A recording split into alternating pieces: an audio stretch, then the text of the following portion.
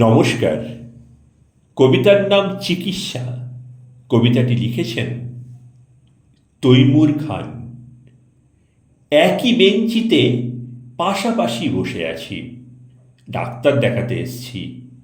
আমরা গান্ধীজি এবং মার্ক্সবাদী। প্রবল শত্রুতা, তবুও অসুখ। আমরা বিক্রি করে দিয়েছি সব সুখ। বেঞ্চিতে বসেছি সভ্যতার হাওয়ায়, দুজনই দেখে নিচ্ছি দুজনের মুখ।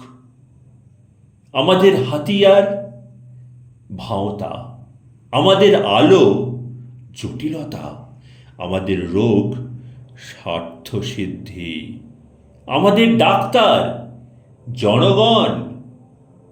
দুজনেই চেঁচাচ্ছি, দাদা একটু দেখবেন।